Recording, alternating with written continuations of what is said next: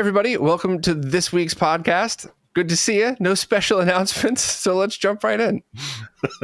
All this and more coming up on This Week in Retro. High-resolution color graphics. This land of high technology.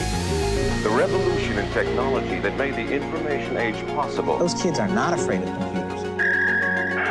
The Mega of Mega Drive. 1986's Battle of the GUIs. Will Windows win, or will it be Gem's time to shine? The world's first proper Game Boy. All this and more coming up on this week's show. Up-to-date news for out-of-date tech. Hello, how are you all?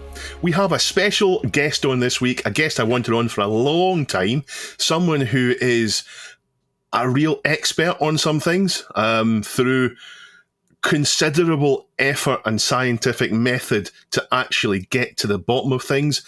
I first came across Bob from RetroRGB when he was talking about input lag on displays, and for years we've talked about lag, and then suddenly, all of a sudden, Bob comes on and he explains it properly, what it really means. He shows that these cheap devices you get on Amazon are rubbish, despite Chris saying that otherwise.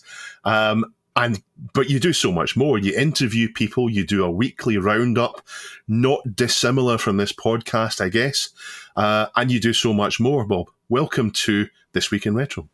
Thank you. It's an honor to be on. Glad to join you both. Obviously, I've done work with Reese before, so it's kind of fun to just hang out with Reese again, and our first time doing something together, so looking forward to it. Yeah. How's your week been, Reese? My week. How has my week been? Good. I'm working on a very big video for my YouTube channel at the moment. I had some comments last week that people felt that I didn't really take advantage of this situation to self-promote. So that's what I've been working on this week, but I am keeping it under wraps until it's all ready for its big launch. Cut that out, Duncan. How's your week been, Bob? My week's been complete and total but I'm pulling back out of it, catching back up with everything that I need to do, and hopefully next week will be a little better. On the same topic, I am wearing my Retro Rewind t-shirt in solidarity with my friend Frank from Retro Rewind. He has been flooded. Frank doesn't get a break. He's been flooded. However, he's already back and catching up on methods. So if you're waiting in Frank for something, give him a bit of leeway, but he's still open for business, so send him your broken stuff. I've also bought myself a toy. I mentioned it before. I bought this little handheld RGB 30 thing. It arrived. I am absolutely delighted with it. It is fantastic. Best thing I bought in ages, and it was dirt cheap as well. So that's one of those Ambernick things, right? Because you said RGB 30, but that's the brand Ambernick? No, so they're a similar brand, but this one's actually by Powkiddy. Okay. So the good thing about this is, the kind of unique thing about this is the screen size. Mm-hmm. If you look at that screen size, it is not 4:3, and it's not 16:9. It's 1:1. So it is a 720 by 720 pixel thing, which makes it perfect for retro, because although you'll get black bars on almost everything you do, you don't have anything which has huge black bars to the point you can't play it. So it's a great little device. It's got all sorts of stuff on it, all sorts of consoles and arcades and so on. It looks fantastic. It was cheap. It was $80 posted to me with the handy little hardshell case. I'm really impressed at what they've done with these. I've ignored them for ages, and then on Amazon Prime I had a wee look at a bargain. I bought the Ambernick one and then sent it back because I wasn't happy with it. This is absolutely fantastic, and we're going to come on to talk about it later on in the show as well, because it prompts me to ask you some questions, Bob. For me, Sega, or if you're in Australia, SEGA, has always been an arcade game maker. I, of course, know about the consoles and some of their franchises like Sonic the Hedgehog, Streets of Rage, and some of the PC stuff like Total War. But when I think of Sega, I think Space Harrier, I think Golden Axe, I think Outrun, I think Hang On, of course, all the fantastic Sega model games that came later, like Star Wars and all the Virtua Fighters and so on. But on their 8, 16, and 32-bit consoles, what do I actually know? Well, not very much at all. And what have I played? Even less. Now, there's a good reason for it. I do love playing games, but I always have a habit of sticking to what I know. And that's going to be adventures, it's going to be strategy games, it's going to be RPGs. It wasn't always that way, though. As a kid in arcades, I love seeing and hearing them, and I love playing arcade games, including the Sega ones. So it isn't that I don't want to play console games, it's just that I've never got around to it. There's always been something else jumping out at me, an RPG game or a text adventure. And that's going to change with the help of three things. And the first of them is what I mentioned already. It's that little handheld machine. There are times at work when I've got nothing to do, so I hope that this handheld machine will do it for me. It's got RCOS on it, which is another replacement operating system that does things like RetroArch, that's the one. It does RetroArch as well as a few other emulators on it. It can do stuff like PlayStation, although I probably wouldn't play a PlayStation on it. But emulates loads of systems. So it's ideal for retro, though, because of the resolution. But the key thing for me is it pauses and resumes when I want, and also I can turn the power off. It'll do a save state, and when I turn it back on, it'll load the save state, so I can keep going no matter how many interruptions I get. And the second thing is today's submission from Fourth Directive. It's an article from Sam Loveridge on Games Radar. And unlike other similar articles, he's not gone for a top 10 of games from a system. When he's chosen the SEGA Mega Drive, he's done a top 50. Now, the console was called the Mega Drive all over the world, apart from North America, where it was known as the Genesis, so you may have heard it called that. In fact, it seemed there was a rather bitter war on Wikipedia, where the Americans finally won by outvoting everyone else, and the console is listed there incorrectly as the Genesis. So either Sam decided that it was worth going to 50 games because the console was so important, or that there's 50 games that deserve mention. So in either case, it's a ringing endorsement for the platform. I had a look through the list and I picked out 26 games that I knew from the 50. So at least I've learned that it's got a lot of cross-platform games and arcade conversions on there. 26 games I'd either played or I knew enough about them. The other 24 I didn't. And I'm also not surprised at the games near the top of the list, games that I seem to know are good on it. There's two games that are on my list that I'd like to play from the Mega Drive, Golden Axe 2 and Phantasy Star 4. Golden Axe 2 was a console-only sequel to one of my favourite arcade games from Sega, Golden Axe. You can only play Golden Axe 2 on a console. I've never played it on a console, or if I have, I don't remember it. And Phantasy Star 4 is a JRPG, I believe. It's an RPG anyway, in the Japanese style, and it's really well regarded. But this is where part 3 comes in. Our guest today is an expert. Yeah, Bob, an expert? Ish. And why not pick Bob's brains on what I should play? So the reason I bought the RGB30 is because it can pause and resume. I can pick up when I'm waiting for something to play and play for a few minutes or a bit longer and pause and resume later when I like. I'm looking for things to play on the Mega Drive or the Genesis that are fun in a casual way, not too challenging, with a bit of depth to them rather than a puzzle game, a bit of exploration, adventure perhaps. So I want to hear what's the best that Sega has the best to offer. But first of all, what's your history with Sega? Is it something that you grew up with, or did you come to it later? Yeah, so I had a Nintendo in 89, I think, 88, something like that. And then I had a neighbor who moved from California who had a Sega Master System, which where I lived in my area, we just didn't have them at any of the local stores. And, pre-internet the way we know it today and all that stuff, I didn't even know it existed. And he wanted a Genesis so bad that he sold me his Master System to get, it was a great deal actually to get money towards it, which got me all fired up for the Genesis.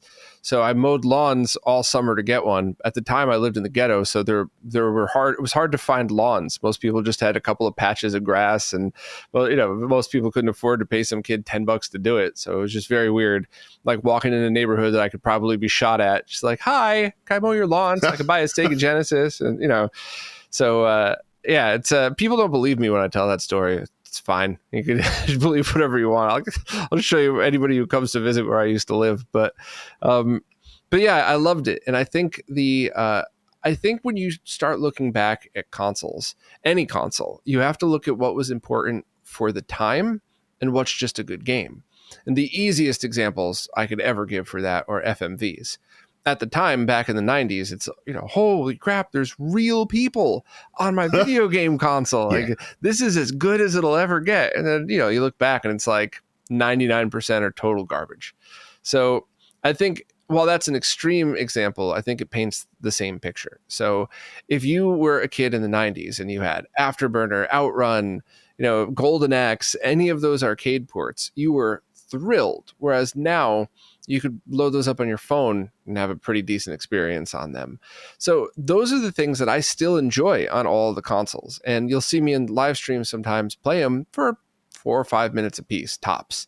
And it's great, and I enjoy it, and I either remember or experience for the first time, but I always keep in my head, what would this have been like time correct, in the 90s, in the late 80s, whatever else. But the games that hold up are the games that could be released today on any platform. And I truly think all four of the original Sonics, including Sonic and Knuckles, do still hold up. Although I would definitely recommend Sonic 3 for people who are playing it on original hardware. If you've never experienced it before, start with the first, but 3 and Knuckles simply because of the saves. You could save your progress as you go. Sonic CD as well. Not as many people like that as I do. I always enjoyed it, but since you already are using save states, then I don't know, that's a good one. You could probably look into a bunch of games that that people really feel are still worth playing regardless of when it was released. And if you want to experience what Sega was like, Sonics are the ones you should start with. Definitely pick anyone. Basically, it's not like there's a deep storyline where if you play 3 before 1 you're going to miss something. But spoilers. Yeah, but if you're playing with save states and stuff, the first one. The only thing that I will add is that the Genesis has some very unique sound chips and kind of a distinctive look to it. So if you're going to be playing it on a handheld device like that, if you have the ability to play on a CRT, start with that. Play at home for 20 minutes, whatever, and then go back and replay it, because it's hearing the way those sounds are made through the analog audio chips, especially if you have a Model 1 Mega Drive or Genesis. It's just different. It's not necessarily better. I'm not being, an elitist where you have to only play on an RGB monitor or no. It's different. So it's Is it the same chip that's in my ST? Reese. Yeah, Reese. Reese, tell us. Is it? The YM sound chip? CPU. Yeah, it is. The YM sound chip is in both. Yeah, okay. It's in my Amstrad as well. The Amstrad CPC and the Atari ST are 2 machines I grew up with. And it does have a distinctive sound, and I think it's great, and I love it. And other people look down on it, but I love it. I love that sound chip. And it's okay if you look down on it, but you got to admit it's different. So if you're hearing it emulated with, digital filters on it and stuff, you could argue that's better, but it's not the same. So if you have the ability to play on a CRT with some regular speakers, then definitely just, or plug your headphones in the front if you got one of the Model 1s, then I would do that just to know what it's supposed to feel like, and then move on to whatever the easiest way to play it is. Yeah, because I've got a Mr. Multi-System set up with a 21-inch Trinitron. What's that? No, I'm kidding. It's field programmable gate array. Is it emulation, Bob? Yeah. Is it emulation? It's hardware emulation. Anybody that wants to argue about that has no job, no friends, and has nothing else to spend their time on. Yeah, it's hardware emulation. This is why I like Bob. Sorry, Bob, I shouldn't push your buttons. What else would you recommend then? We've got Sonic to start off with. What else would you recommend me to play? So if you're a sports lover, play any of the sports games that fit whatever you like. I loved Joe Montana Football 94, even though it was basically just a more arcadey version of the Madden games. But those on one hand did not hold up well because you have all the newer sports games that are amazing. But that's one of those things where if you're on a train in line at the DMV, whatever, and you got 15-20 minutes to kill, experiencing what those were like and putting yourself in that mindset. I mean, those were just awesome because you go from like Tecmo Bowl and Bases Loaded, which are great games. Those are still fun, but you move on to that or to RBI Baseball or Sports Talk Baseball.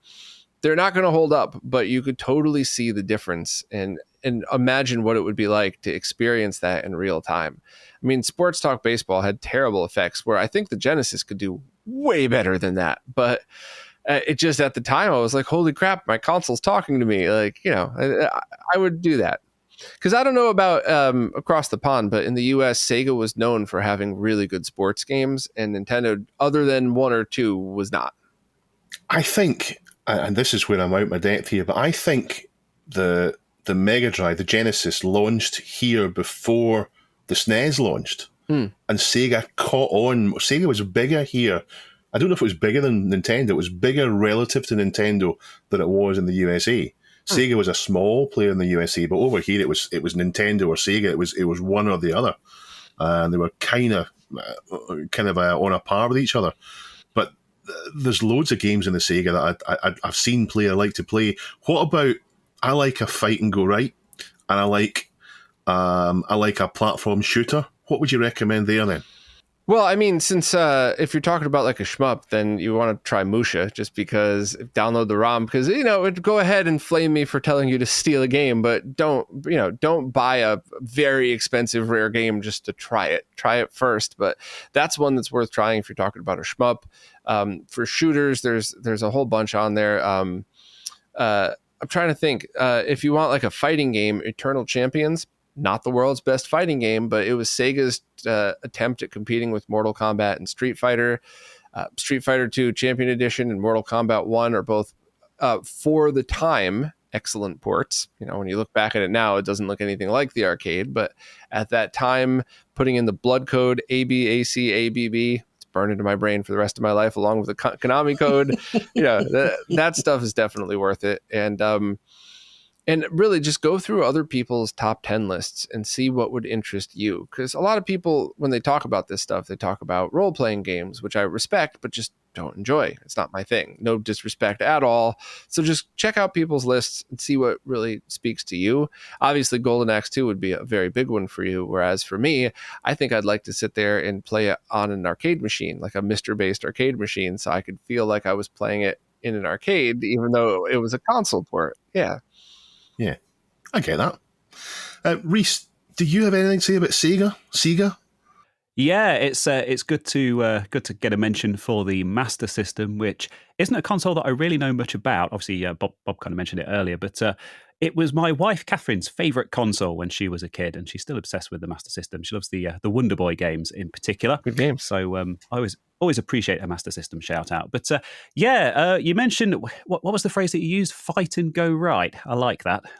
A platform game. Someone told me that a fight and go right is what is Golden Axe, is Streets of Rage, is Knights of the Round, and Dinosaurs and Cadillacs and Dinosaurs. So you fight and then you go right again. And I was calling them brawlers. I wasn't sure what the right word for it is. Fight and go right apparently is it. That's what I've always heard them called, as brawlers too. So yeah. Well, that ties in very nicely to the game that I was actually going to recommend, which is Gunstar Heroes. Yeah, when I was a kid, my cousins upgraded. They had the Mega Drive, and I used to go around their house and kind of play on it. But when they upgraded, I think it was to the N64 or the PlayStation, we actually got that handed down to us. And one of the games that they had was Gunstar Heroes, and I think it's quite an expensive game now, and it's kind of quite iconic and really well known on that console. But of course, at the time, we had no idea the relevance of it. But it's one game that's kind of stuck with me my whole life. It's always been one of my absolute favorites. And if you're playing it, and I am totally in agreement with Bob here that the best way to play it is on the original hardware, or at least on a MiSTer, on a proper CRT. But if you are playing that game on an emulation device with save states, then I think that's actually going to be quite a big benefit, because it does have some really, really quite annoying sections in it that I think would really benefit from that. The save states are more so that I can pause it and resume it when I've got time later on. I'm not so sure I want to do save states to get far in games. Well, true. It's kind of it's structured into 4 chapters, and you can play them in any order that you like. But my favorite one was always the 4th one, which is this weird kind of dice maze thing where you have to roll this dice, and then it picks from whichever level you land on, kind of takes you in there. And some of them are better than others, some of them are easier than others, but I could definitely see myself cheating using save states on that to kind of pick the ones that I enjoy playing. Yeah, now that I know what you mean by fight and go, Now that I know that you meant brawler, I thought when you said fight and go, I'm thinking how I approach things. Like sometimes I would love to just jump into a Mortal Kombat session, play for 10 minutes, and then that's all the extra time I have, and then I got to go do something else. But if you mean brawler, then there's no doubt Streets of Rage 1 and 2. Pick either one, it doesn't really matter. Yeah, and that's the perfect example of if you have the access to original hardware, crank up the volume. Amazing soundtrack, looks great. If you don't, that's cool. But just know that what you're getting through software emulation is very often not going to be the same experience. It's not bad, it's just not the same. But yeah, those definitely are ones you're going to want to check out. Chris started off this year by saying play more in 24. And this is all about me doing that. I'd like to be able to sit down and play the Mr. More on the CRT. The best way to do it, I don't find the time to do it. So this is me trying to say, well, here's time I could play games on when I might not otherwise be able to do it. So I guess this is me making trying to make sure I don't make perfect the enemy of good, if that makes sense. No, it makes perfect sense. I don't ever shame people for playing on stuff like that. I just always explain that it's different. So it's not better or worse. You know, you could argue that the fact that there's save states and 1,000 games in your pocket makes it better. You could argue all analog sound chips through an analog amplifier you might have is better. It doesn't matter. They're both good. They're just different.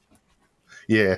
I mean, there are advantages to this as well. It has achievements for lots of games in it, apparently. So achievements can make things a little bit spicier when you're playing. But yeah, I thank you for your advice. I will get into it. I keep telling people who say I should explore console games, I will, and this will hopefully let me play some games a bit casually without having to find time for it. This week we are sponsored by Pixel Addict magazine. Pixel Addict is a magazine that comes out. Bob, how often does it come out? I have no idea. Where was that on the sheet? Pixel Addict magazine comes out, as Bob said. You can get it in PDF. You can get it as a physical magazine posted to you. Issue 22 is the current issue. It's got a NES assembly programming tutorial series. It's actually got something on vintage toy collections as well as lots of stuff on games. Talking to Harvard Spring about the opening of that retro place, which is it was a story about opening a retro games business cafe or arcade. Pixel Addict magazine describes itself as a digital lifestyle magazine, Britain's favourite, and it's got more than just games in it. You can go to the website. Bob, what's the website? I don't know what this is. That's not on your sheet. Reese, what's the website? Reese. Pixel.addict.media. Thank you. Pixel.addict.media. You can take out a subscription for PDF or get it delivered to your house, even if you're in America and have never heard of it. Thank you very much, Pixel Addict, for sponsoring us. These days, if you buy a new computer, you basically have a choice of Windows or Mac, and it looks like it's going to stay that way for the foreseeable future. Well, until the year of the Linux desktop finally comes. But it wasn't always that clear-cut. Back in the mid-80s, it was anyone's guess as to who would win the OS wars. But one thing was becoming clear, that if computers were going to be adopted by the masses, the dominant text-based user interfaces like CP/M, DOS, and Unix with their cryptic commands were going to have to evolve into something much more graphical and easy to use. So, in 1983, Apple released their Lisa computer, closely followed by the more familiar Macintosh a year later, with their mouse-driven graphical user interface heavily inspired by work at Xerox's infamous Palo Alto Research Center, also known as PARC. In 1985, Microsoft followed... Copied. Yes, copied. Thieved. Stolen. Mm-hmm. Inspired. Allegedly. In 1985, Microsoft followed suit with Windows, which you hopefully have at least a passing familiarity with. And Digital Research, the company behind the huge CP/M operating system that it seemed had started to dominate computing towards the end of the 70s, released their Graphics Environment Manager, or GEM for short. Now, this is a bit of a pet subject of mine, so I was very pleased to see this video from the BBC archive submitted to the subreddit by our very own Spud by Night this week. It's from a 1986 episode of Micro Live, the educational late-night BBC Two programme that ran for a few years in the mid-80s and gave birth to the legendary BBC Micro, of course. And Bob, I think you had, didn't you have something similar in the US called Computer Chronicles? I don't remember. I was very young for all that. I had my first computer. My dad had his first computer when I was just turned 4, maybe still 3. It was a Tandy 1000. Tandy was a Radio Shack brand that was an IBM clone. No hard drive, so 5.25-inch floppy. You had to boot from that. The hard drive was another option, which I didn't even realize existed until many years later. And then I just wouldn't stop playing with it. So he eventually gave me a TRS-80 color computer too, which just hooked up to a cool TV. Yep.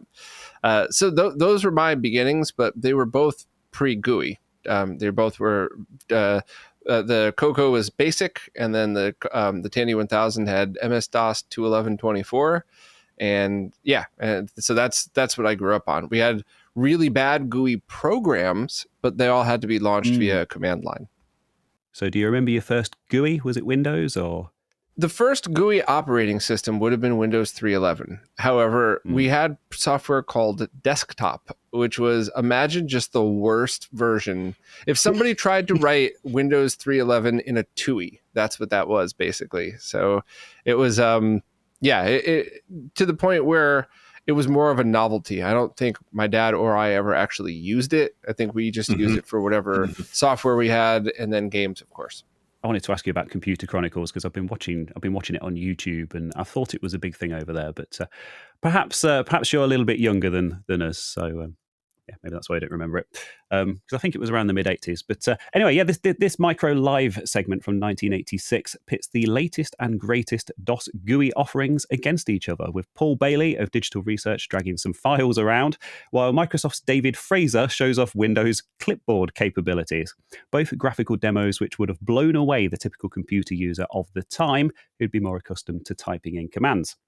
Now, a few things in this video stood out to me. Of course, there's the inimitable BBC style of the time with the smart men in suits and ties. And of course, there's the machines themselves, of course. So there's the lovely IBM XT that Fred Harris is using to demo DOS 3 right at the beginning of the episode. There's a nice Amstrad that very briefly features. There's the Atari ST, of course, which was the machine that they used to demo GEM. And there was even an RM Nimbus, which anyone who was at school in the UK in the 80s will no doubt have fond memories of. And having been there recently myself, I also particularly enjoyed the comparison between DOS and the Barbican Centre in London.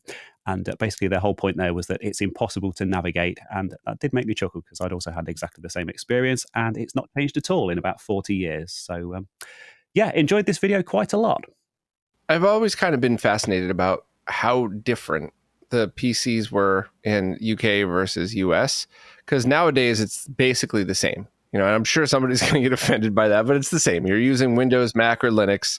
If you're using Mac, it's quite literally the same. It's a lot of the name brand computers are the same experiences. I do think that's a good thing for the most part, but some of the unique experiences that came out of those computers, I'm the worst at quotes, but that Albert Einstein quote of like, what you're confined in forces innovation and creativity, like that being confined to those computers with just the graphics chip you had, just the audio card that you were using, some of the stuff that people continue to create on those. I mean, all of the music albums on computers now, shout out to Remute, Miss Mad Lemon, all the people doing awesome stuff like that. That's exactly what that is. So it's always interesting to watch videos like this because most of the time I have no idea what the hardware is because we just never had that over here. Yeah, it was very different in the US to the UK. It was different markets, different advertising, all sorts of different channels. And even after things started to join up together, there was a resistance in the UK against consoles. And it's because of something the BBC did. I don't know if you're aware of it, Bob, the Computer Literacy Project, where the UK decided we need to get people using computers. So there's this huge drive to get microcomputers, the wedge-shaped ones, like your Coco, into the hands of schools and kids. And as a result of that, where people in North America were getting a Nintendo, or a Master System. In the UK, we were given a Spectrum or an Amstrad, and that continued into the 16 bits with Amiga and Atari, and to some degree Archimedes. Even though the Amiga and Atari weren't UK computers, that's what we were given rather than consoles. And it finally, around the time of the PlayStation, that's when it all suddenly went global. But there was times back then when I was reading about games that I couldn't get, games from America that I couldn't get, RPGs like these SSI ones behind me that I couldn't play on my computers because they're American games. We didn't have the same computers. And then for me, it was PC and DOS when all that came together rather than the PlayStation. But around that time, the separate evolution kind of stopped. Going back to the video, one thing that really kind of stood out to me was obviously GEM, because it didn't survive the 80s.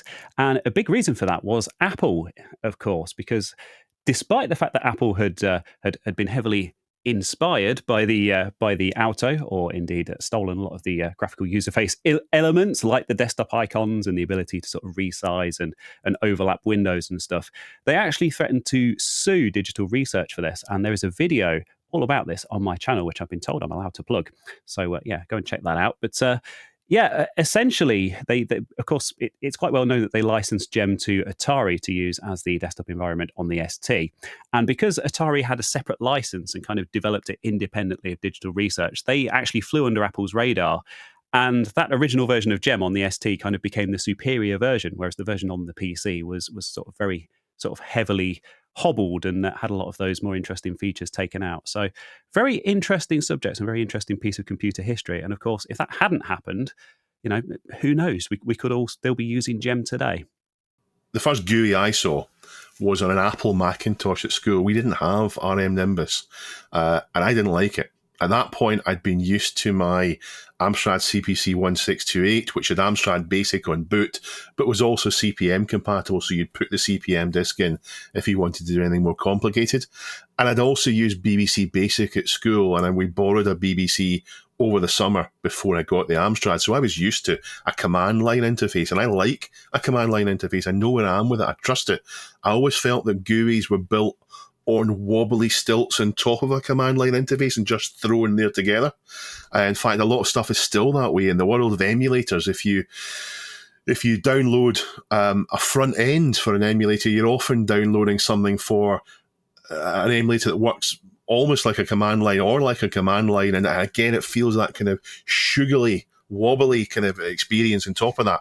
But that said, the Macs I used at school, the first GUI I used was a proper GUI. It didn't feel like that. It didn't feel as if it was built on top of a command line. And as far as I know, the Mac OS wasn't built on top of a command line. That was the operating system. And of course, the little green desktop, the Atari ST's GEM, again, was the same way. It wasn't built on top of a command line. And I liked it better than the Mac. And I don't know why I liked it. Not just the colour, maybe the larger screen, I don't know. Maybe it's because it's a computer that brought me to Ultima, I don't know. Lately, I've been watching videos from a channel called Commodore is Not the Only Fruit, and I've been surprised by just how much GEM can do if it gets the proper install. What boots up on Atari ST is almost an incomplete operating system until you add all the extra things to it. And it's quite competent when you add all these things onto it. But I'd never really set it up myself because I was disk-based when I had the ST. Although I did play around with loads of different cover disk utilities that came out just to fiddle around with them for no real reason. So I will be properly setting things up on my Atari ST soon. I'll actually be doing it around the same time as the Amiga, so I'll get an idea of how they compare in terms of setting up the operating system properly. But touching on Windows, I didn't see a proper version of Windows until Windows XP. Because before that, I ran Windows 98, Windows 95, Windows 3.11, and Windows 3. And Bob, you talked about these DOS programs that emulated a kind of Windows environment and how they were a bit wobbly. That's to some extent what the Windows versions before XP that I tried were. They were often. They would crash and you'd find yourself a command prompt and it would kind of give you the impression that the whole thing was just a facade on top of the command prompt. I know it wasn't quite as simple as that. And if you'd like that retro experience today, just use Linux. Sorry. Sorry, I'm just kidding. Just kidding. Oh, He said that, not me. 1,000 neckbeards are just growling right now. Sorry. I do really love these old BBC clips, and I hope that people keep them coming to the subreddit. It's so easy now to read about how things were, but that's translated through 30 years of other people writing articles based on what other people have said. So it's great to look at stuff from the actual page to find out how it was rather than a kind of revisionist or skewed view.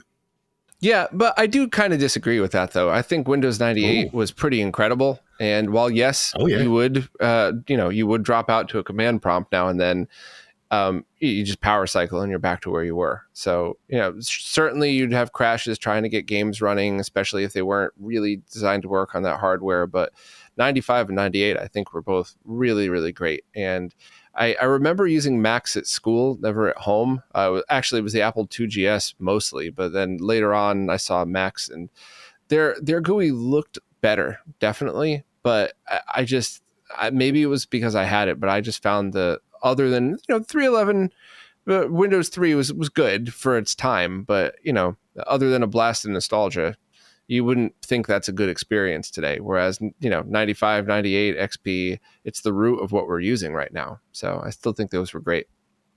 98 SE is my favorite operating system from the time. I install that. If I want DOS, I install Windows 98 SE and then don't go into Windows and use that version of DOS. It's definitely the best version in terms of compatibility, in terms of partition sizes and so on. It's the best one to use. So I don't dislike it. I just feel as if the first time I got a real operating system built from the ground up to be a GUI was Windows XP. Mm-hmm. Glad you didn't say Windows ME. I would just say close. Windows 2000 was. I didn't touch Windows 2000, so someone's like to say I didn't have Windows 2000. I know that came before XP, and that's the predecessor to it. But I never used Windows 2000. So you can find that video linked in the This Week in Retro subreddit in the usual place. And indeed, go and check out Computer Chronicles as well, because I also found that very interesting. Le temps, la vie, l'amour, Housekeeping by Dave. I want to welcome a new patron, so thank you very much for signing up, Ryan. If people want to become patrons of This Week in Retro, Reese, where do they go to do that? I won't ask Bob because he doesn't know. Patreon. Thank you. Patreon.com/thisweekinretro. You're an absolute genius. We would be lost without you.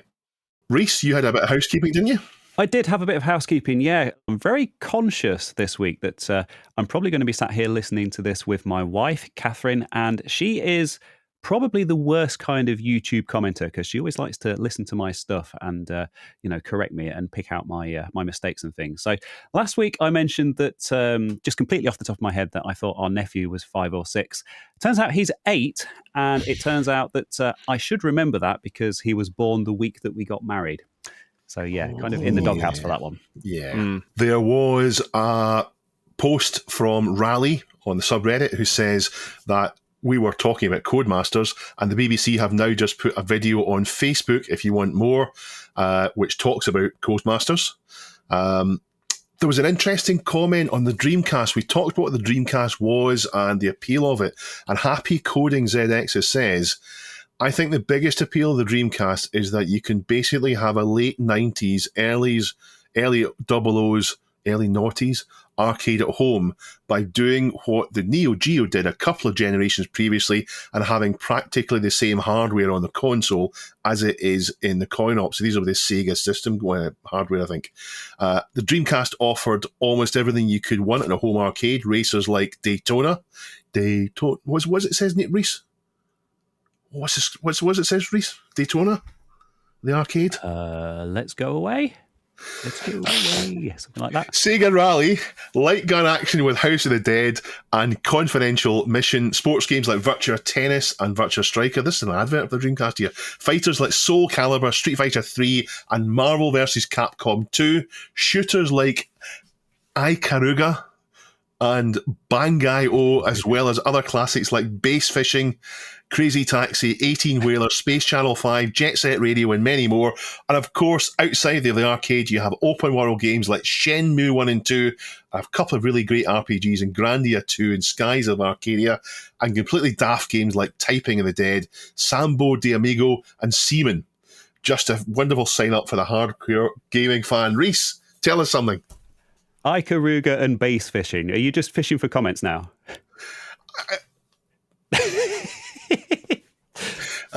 On to something else.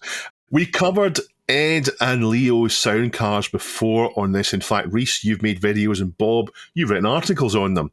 They are really special. They are high-end modern cards made for ISA slots in 286 and above PCs using new old stock chips or recovered chips.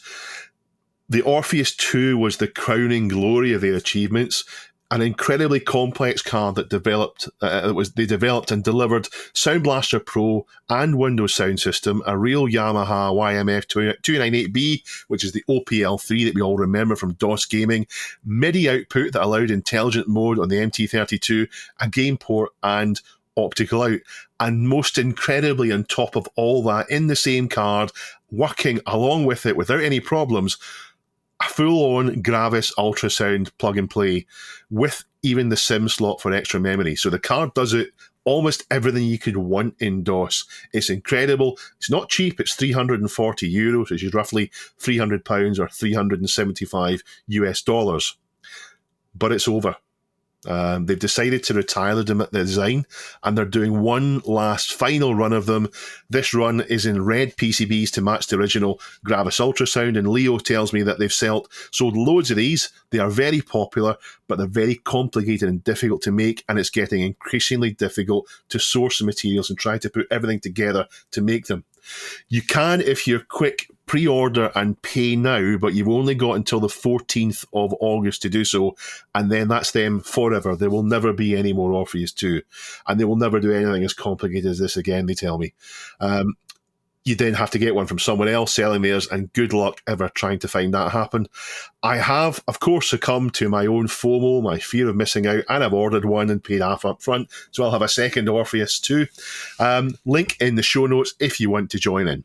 On to news in brief, and thanks to Dr. Local, there's a Desert or Jungle Strike remake. Cleared Hawk describes itself as a nostalgic helicopter shooter game. They are fun shooters if you practice a bit of them to get your head around the fact you can go in any direction and things come at you from all sorts of directions. This one looks as if it's a modern take on it, but still feels a bit retro.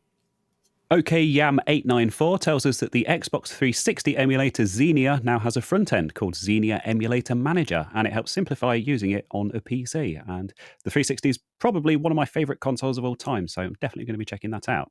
In 2010, 1,760 PS3s were joined up together to make a supercomputer, according to a link Pajako submitted. But it can't happen again. The US Air Force built it, and at the time it was the 33rd most powerful supercomputer in the world, but it can't happen again because Sony blocks other operating systems on their consoles. So this is one of my favourite stories from this week. This is the corrupt Winamp skin investigation, which led to a treasure trove of hidden content. And basically, Winamp, that amazing, iconic media player from back in the day, people, of course, made their own custom skins and things for it. And the way that they were packaged up basically meant that sometimes other files kind of got bundled up that weren't supposed to be there. And someone's actually been through a load of these old skins and done a bit of investigative work and discovered loads of interesting old stuff. So, well worth checking that one out. Thank you to Juicy Cow for submitting that. Neil has advertised his own new product on the subreddit. How's that? I guess that's okay. His podcast, after all.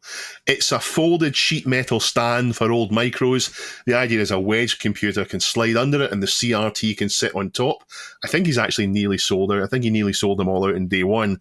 They are apparently super, super beefy and tough. They are UK only, though, because of the weight. Shipping them abroad costs more than the actual stand costs. Although he is trying to find a courier that's not going to cost him a fortune for when the next, presumably, batch comes in.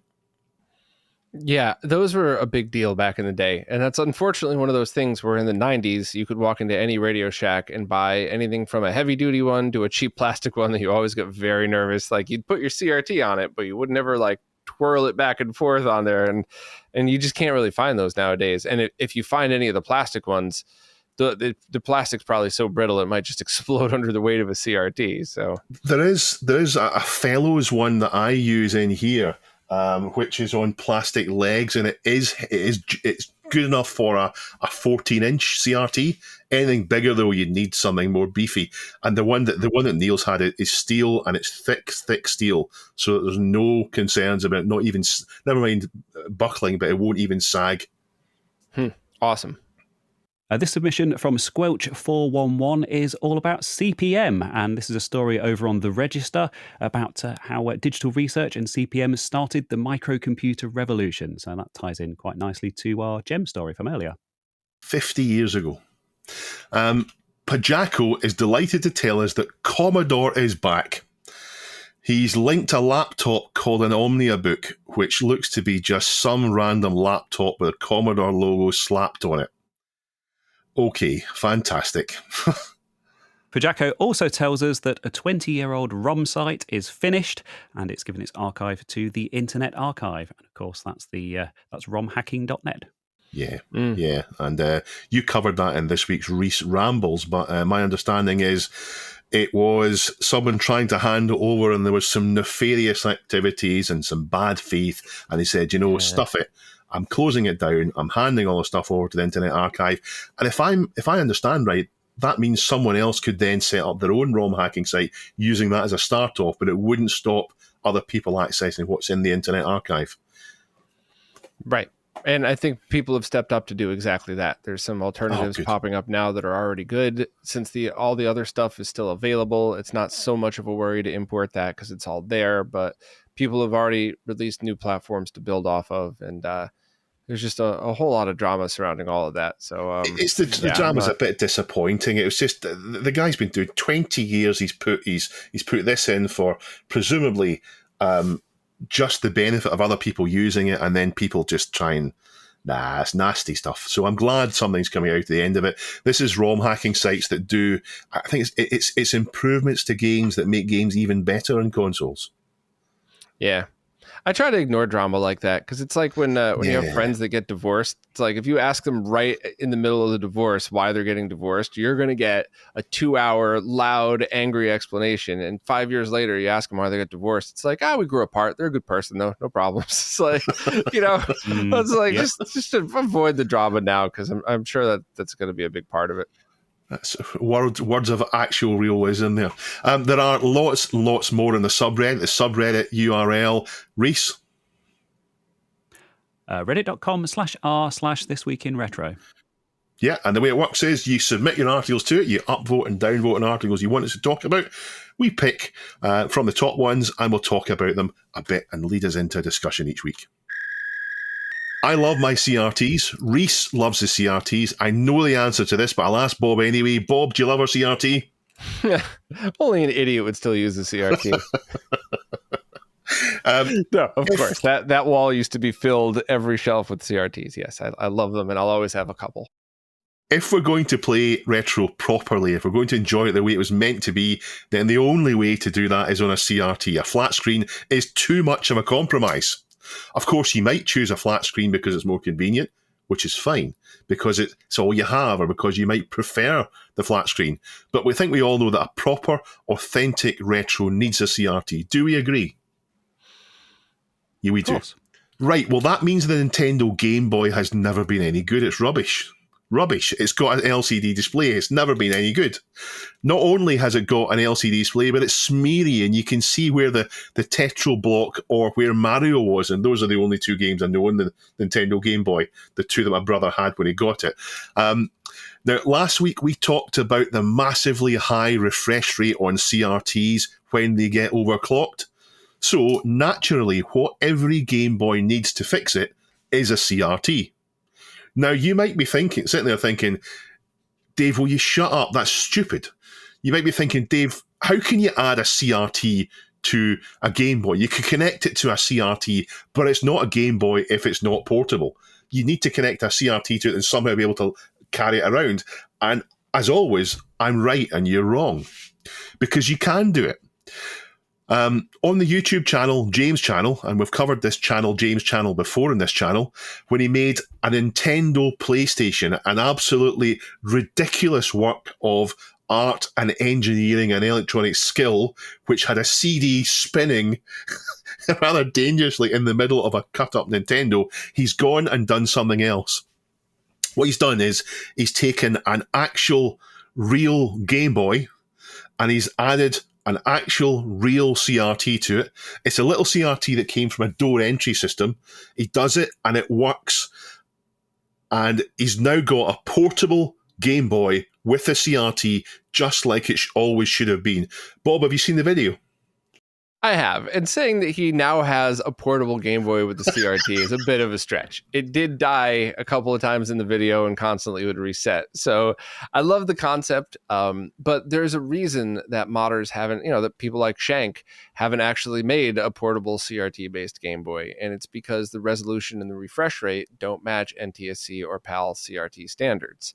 So you would either have a very small CRT with the game played in a window on it, or you'd have to have some kind of stretching algorithm in electronics to do so, and you wouldn't have square pixels. It wouldn't, because there would be no pixels because it's a CRT. But so there's some real challenges into doing this for real. But if you're a nerd like me and you want to laugh, this video is absolutely amazing.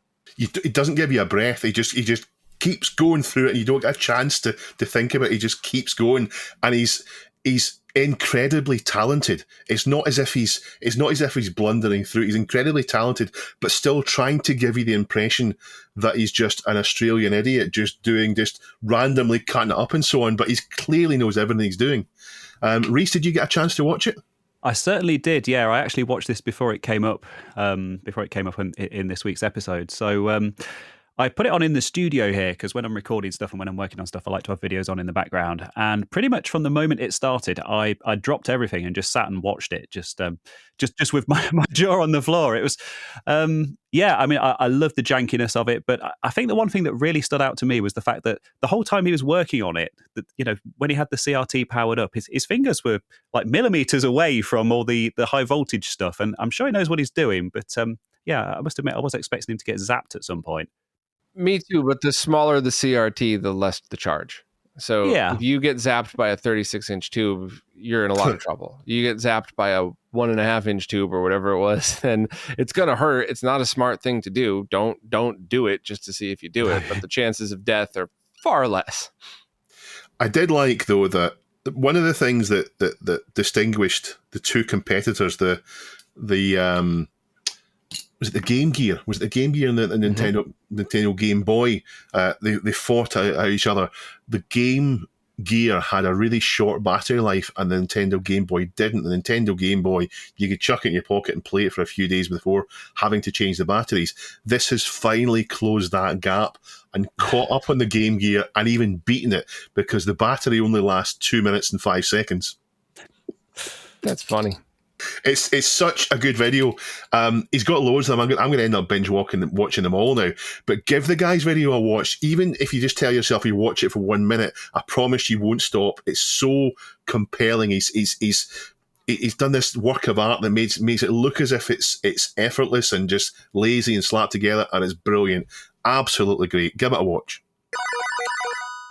And on to question of the week. Last week we asked you, what are your favourite loading screens and why? Any system, any game, maximum of 3. And if you want to post a capture, we can drop it into the next show, says Duncan. So, top answer, Fizgit.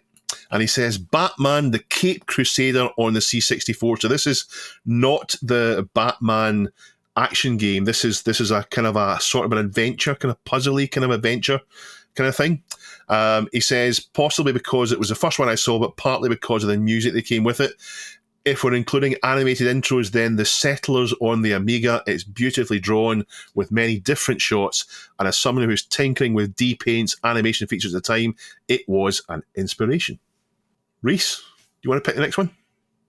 Yeah, so Antiques for Geeks has submitted Invader Load on the C64, which isn't one I'm familiar with, but they go on to say, when I slid the tape of the budget re-release of Trailblazer into the deck, I didn't expect to really be entertained while I waited. I'd not get the lush ocean loader experience, just a picture. But how wrong could I have been? Before me, I had what was possibly the most insanely difficult version of Space Invaders known to mankind, with bombs raining down the screen like the characters of The Matrix, and a manic Rob Hubbard soundtrack beating out the soul speaker of the living room TV set. Sometimes I even just started loading a game to kick off Invader Load, and I'd stop the tape and just play that. And I know there was a bit of a discussion off the back of this, wasn't there? Because I think, didn't someone go on and apply for a patent on this and actually successfully get it, even though there was prior art in the form of the C64 games? Yeah. So they got a patent and that stopped it on other tape games being a thing. So no one else got to have these tape loaders. Yeah. Namco on Ridge Racer, yeah. But if that's too much like cheating, then I'd nominate Warhawk on the C64 and Hungry Horace on the Spectrum, for no other reason, but you don't forget your first, do you? So, Bob, what's the next answer? Flying Ninja Monkey said Penetrator from the TRS-80. Voltar make a game? Not only could you never release a game today called that, but the title scene was truly amazing when I saw it as a little kid. Yeah, I mean, very funny that Flying Ninja Monkey called out a TRS-80 game. But no, my 4-year-old self did not own Penetrator for my TRS-80. That was Mr. Lurch. That's his rarity. Is that Mr. Lurch? I was going to say. Hello, Mr. Lurch. Maybe we'll see Mr. Lurch sometime soon. Maybe. DJ Chris Fury says Ghosts and Goblins looks good on all platforms. Outrun the Amiga ST and Harrier Attack. There's loads of other answers. Have a look on the website, have a look on the subreddit for them, and add your own to this week's question of the week, which I think we decided will be: tell us about your first GUI, your first GUI, not anything else that might imply, your first GUI and why it's great or why it's terrible. Thank you very much for coming on, Bob. I hope you enjoyed your time here. I hope you had at least a laugh. I did. This was fun. Yeah, we'll maybe have you back in another time, hopefully when Neil's around, so you can meet Neil. Thank you for listening in. Go to the subreddit, submit your articles, and we will see you next week. Goodbye, everybody. Bye. I'm looking forward to Neil telling a story about his first GUI. Yeah. I'm waving. Neil's not here to wave. Bob's waving. Reese is waving. Bye-bye, folks.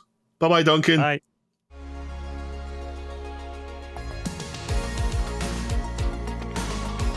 This Week in Retro was presented by Neil from RMC The Cave and Dave. It was produced by me, Duncan Styles. The podcast version of the show is available through your favourite podcaster, including Apple Podcast and Spotify, and the video version is available on the This Week in Retro YouTube channel.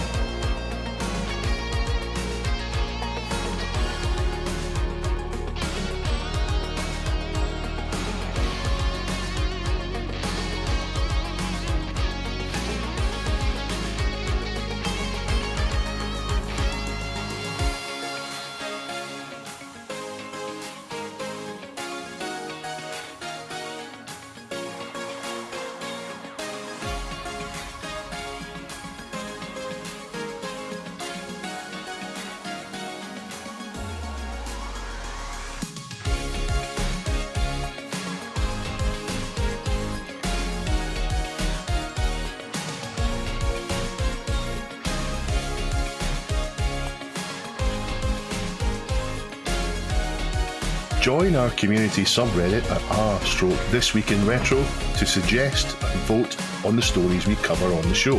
If you watch This Week in Retro on YouTube, please give us a like and subscribe to help us reach new viewers. If you enjoy our show and would like to support it, then please check out the link to our Patreon page in the show notes or description. Thank you for listening, and we'll see you next time for more up-to-date news for out-of-date tech.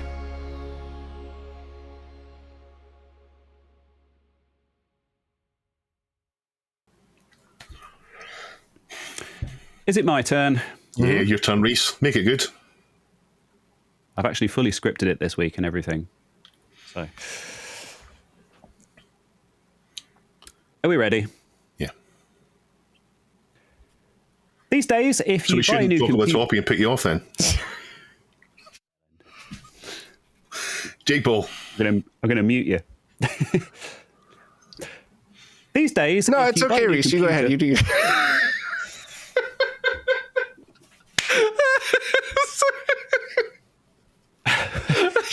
Me too. I'm sorry. That's Reese away. Compose yourself. Please keep this in. It's fine. You can Duncan keep will it. clip it and put it somewhere. Yeah. Sorry, Duncan. He says you're we hating quite us when we do finished? this because it takes Duncan extra time to edit this. Sorry, Duncan. No, I'm not sorry. That was funny. All right, I won't do that again. I promise.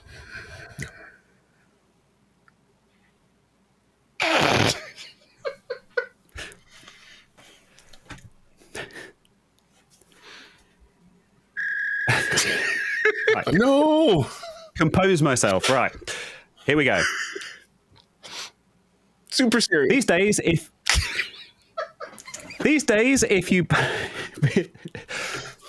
if you buy a new computer, you basically have a choice of Windows or Mac, and it looks like it's going to stay that way for the foreseeable future.